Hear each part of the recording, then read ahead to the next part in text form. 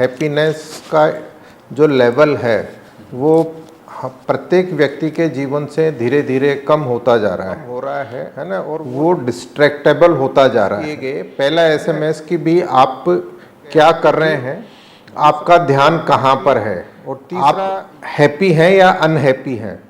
तो उस नमस्कार दोस्तों, मेरा नाम अनिल शर्मा है। आप समाचार देख रहे हैं। मेरे साथ हैं प्रख्यात मनोचिकित्सक डॉक्टर अनिल तांबी, जिसके चेहरे पे देखो हाव भाव नजर नहीं आते, एकदम सपाट सा चेहरा रहता है। लोग खुश होना भूल से गए हैं और लाइफ में इतनी डिप्रेशन बढ़ गई है, कभी किसी को काफ़ी आत्महत्याएं भी हो रही है। क्यों हो रही है और ये हैप्पीनेस वापस कैसे आए, इसको लेके हम लोग बात करेंगे डॉक्टर तांबी से। सर, आपका राज समाचार में बहुत बहुत स्वागत है। नमस्कार सर। लोग तो खुश होना भूल सा गए हैं, जिसके चेहरे पे देखो सर एकदम वैसे या तो गुस्सा सा रहता है या ऐसा लगता है कि जैसे किसी ने उसकी भैंस चुरा ली हो। आपने बिल्कुल ठीक कहा है कि आज के टाइम में जो हैप्पीनेस का जो लेवल है वो प्रत्येक व्यक्ति के जीवन से धीरे धीरे कम होता जा रहा है ना, और वो जीवन एक बोझ सा बढ़ता जा रहा है। हमारे समाज के अंदर 4 परिवर्तन हो रहे हैं जिनकी तरफ मैं अपने दर्शकों का ध्यान आकर्षित करना चाह रहा हूँ।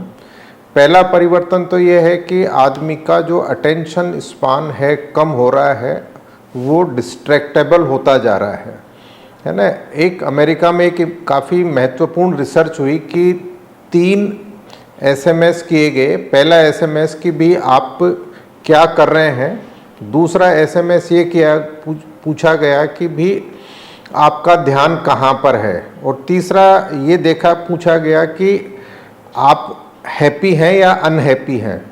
तो उस रिसर्च में ये पाया गया कि 47% एवरेज अडल्ट अमेरिकन्स जो हैं, उन लोगों का जो ध्यान था वो जो काम कर रहे थे वहाँ नहीं था। तो उन रिसर्च का कंक्लूजन ये था कि जो 47% लोग अनहैप्पी लोग थे, है ना, तो उस रिसर्च का नाम ही उन्होंने ये दिया कि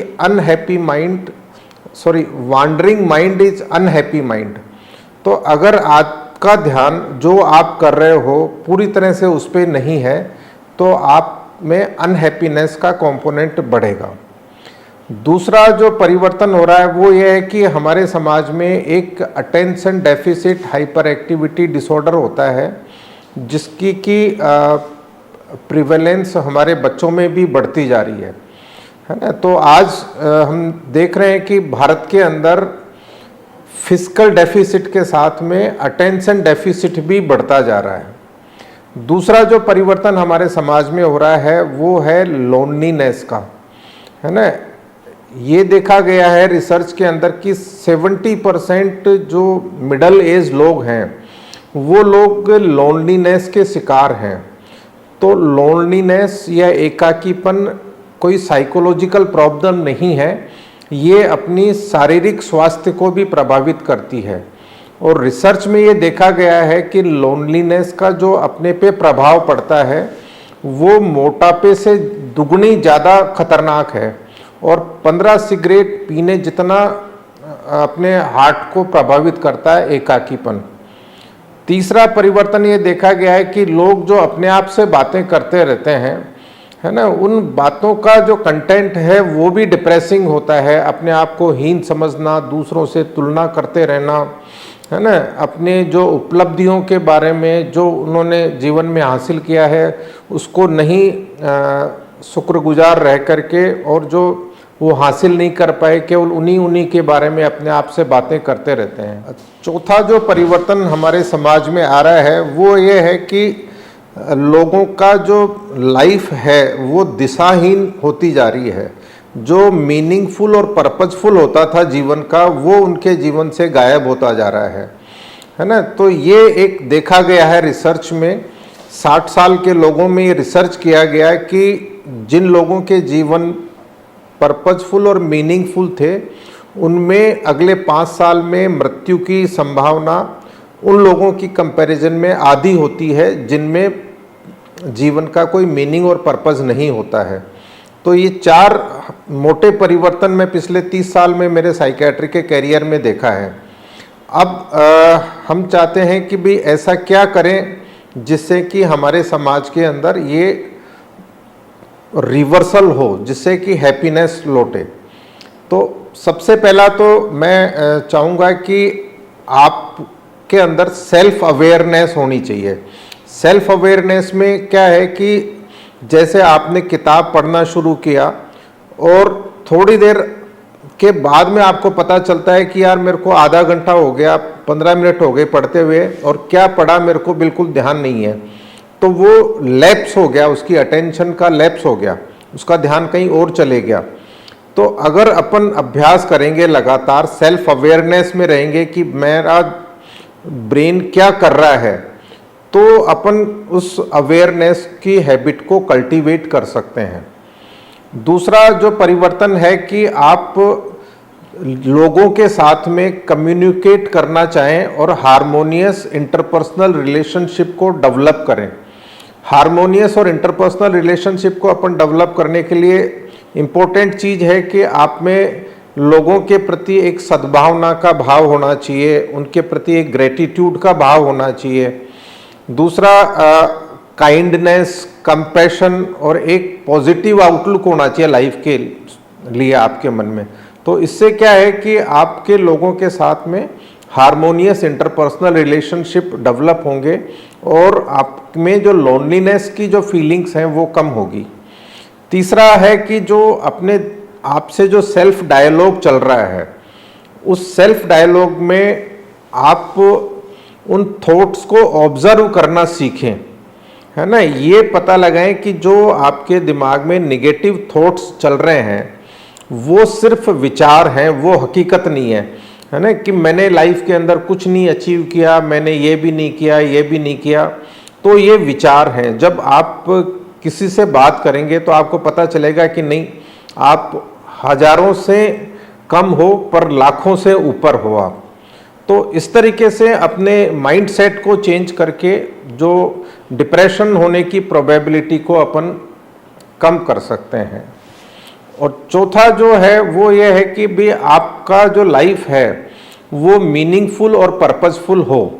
उसके लिए क्या है कि आप अपने लाइफ के गोल सेट कीजिए और अपने दिन के समय में अपने इस तरीके से प्लानिंग करें कि अधिक से अधिक टाइम आपकी जो एक्टिविटीज़ हैं, सोच हैं, डिस्कशन है, वो उस अपने लाइफ के गोल्स के बारे में रहें, जिससे कि आप अपनी लाइफ के गोल्स की तरफ आप जा पाएंगे, है ना। जैसे कि यूजुअली हम उदाहरण देते हैं कि भाई आपको यहाँ से जैसे मान लो कि विधानसभा तक जाना है ना, तो आप अगर धीरे धीरे भी जाओगे तो आप विधानसभा तक पहुँच जाओगे।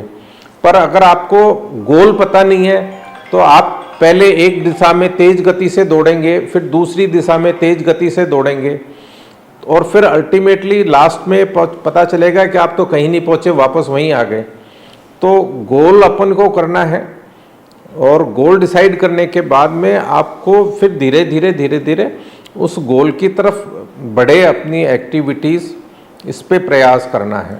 सर होता क्या कि जो कई लोग, जैसे कि आपने हैप्पीनेस की बात की, गोल भी डिसाइड कर लेते हैं, लेकिन सर वो एक मुकाम पे नहीं पहुंच पाते हैं। बाद में सर पता लगता है कि उन्हें मनोचिकित्सक की जरूरत है। उस समय जब व्यक्ति की क्या पोजीशन हो जाए कि उसके परिवार वाले, जो व्यक्ति है, खुद अगर कोई व्यक्ति परेशान होगा वो तो कहेगा नहीं कि मैं परेशान हूँ, कि मुझे डॉक्टर को दिखाओ।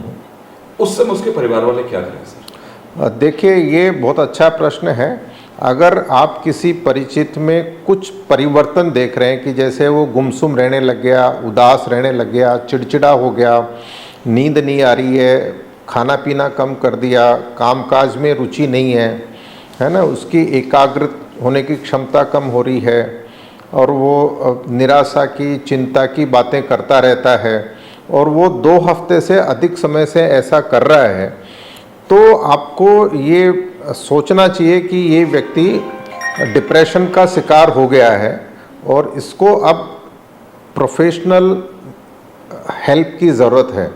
तो आप उससे बात करें, उसको बोलें कि भाई इस तरीके की जो प्रॉब्लम है वो आपके अंदर लग रही है, अपन किसी डॉक्टर की राय लेते हैं, उसको नेट पे, यूट्यूब पे अच्छे वीडियोज़ हैं वो उसके साथ शेयर करें, है ना। अपने कोई अच्छा रीडिंग मटेरियल दें उस बीमारी के बारे में, डिप्रेशन के बारे में, एंग्जाइटी के बारे में।